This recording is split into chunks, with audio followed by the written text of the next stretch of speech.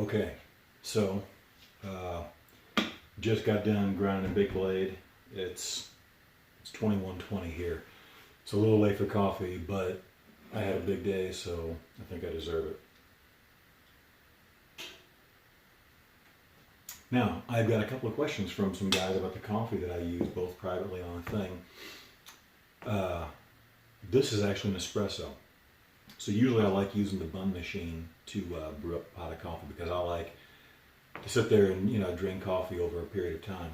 When you just need to make 1 cup or something like that, or even a shot or two, and you want it really hot, then the espresso machine is really nice. I think it winds up being about 75 cents or something like that, a pod, $1, something like that.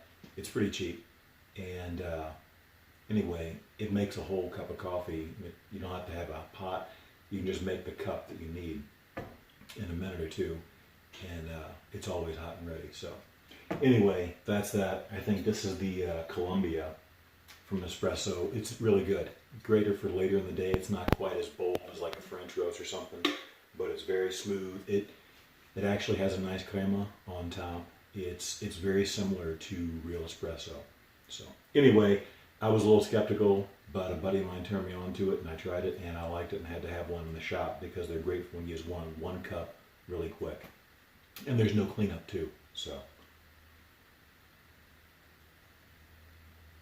alright guys, I just finished grinding up. Okay, so what we did today, I already got some coffee on it, was this M1. I mean, guys, this thing is a beast.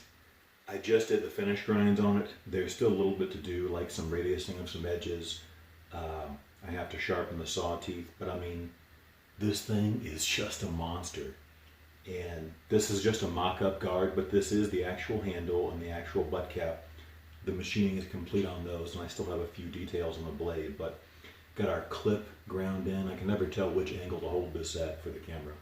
So I just kind of move it so you can see. Got the clip ground in, got the primary grinds laid in and taken up to our finishing grit so that it's not super fine and takes a scratch when you just rub it with a rag, but also fine enough where you don't have these. One of the things I absolutely hate, I don't know how my customers feel about it, but I like to make knives the way I believe in. And again, this is no disrespect to anybody else.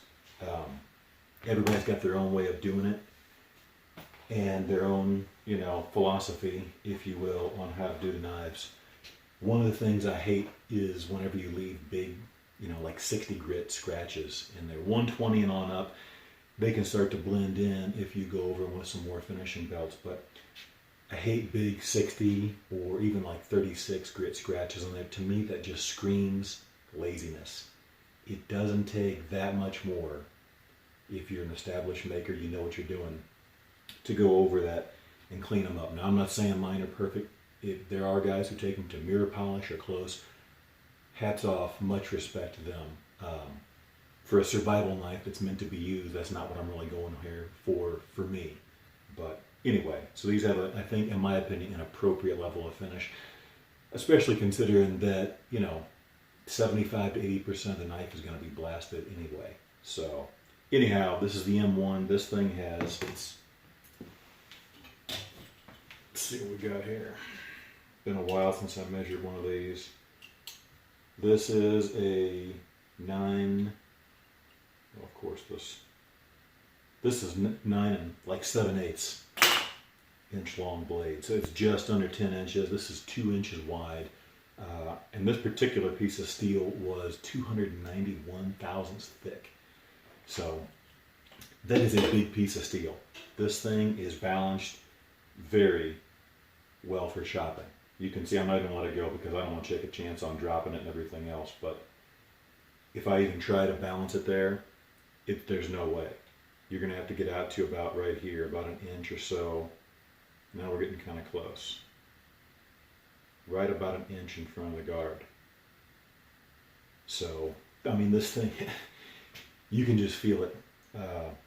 It is ready to rip and tear. It would do some damage. Looking forward to getting a chance. I've already tested the edge as far as I just beat it into some wood. It's not sharpened yet, so it still isn't, effective. But I like to take my edges a little bit on the thinner side.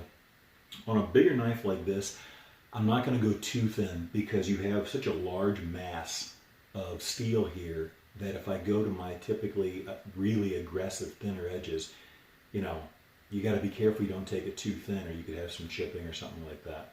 So these may not be quite as shaving sharp as like an M7. An M7, take it right up to the, you know, to, in my opinion, the edge, not quite, but right up to it of edge thickness for a knife that size and for its intended purpose. Now that's my opinion, that's what I think and everything else, but that's what I do.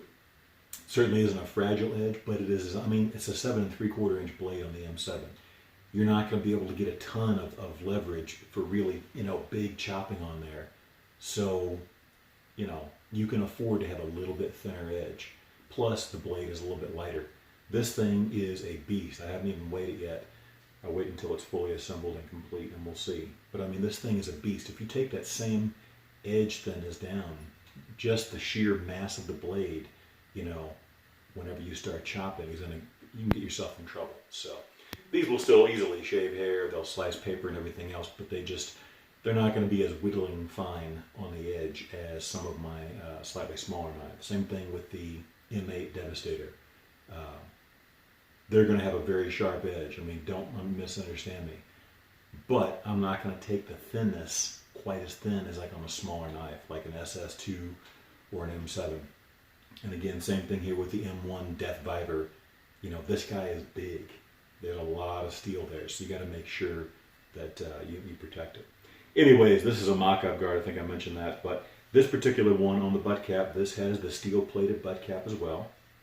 We open this up, and this particular client chose to have the ferrule rod. I'm going to do a reintroduction video of the M1 when I get it all complete with the sheath and everything else, but I do get a lot of questions about the compass and the ferrule rod and the butt cap and everything else. So my original idea, since I'm not a big fan of the compass in the butt cap for a number of reasons, it's not a bad idea, I just think it could be better utilized. This is a ferrocerium rod for, you know, ferrule rod for striking fire steel, whatever you want to call it, for striking fires.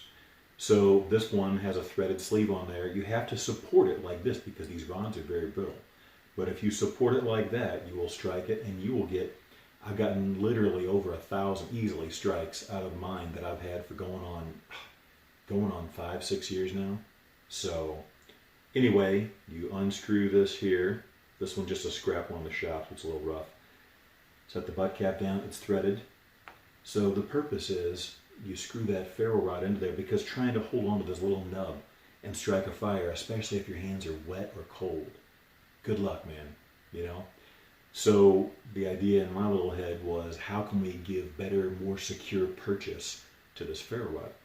So anyway, that's what we came up with. There's a threaded sleeve on here, it threads into there, and now you can hold on to the butt cap easily and strike the fire. And these are replaceable, so if you break it, lose it, consume it, use it up, whatever, you can get another one.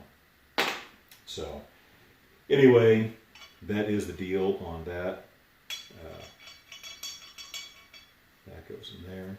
And yeah, very pleased. These guys are a lot of work, man. That's a lot of steel to remove. So anyway, later in the week or early next week, I should say, we'll go ahead and we'll sharpen the saw teeth and we'll do a video going through a 2x4. So anyway, thanks for your support, guys. Have a great weekend, and we appreciate it.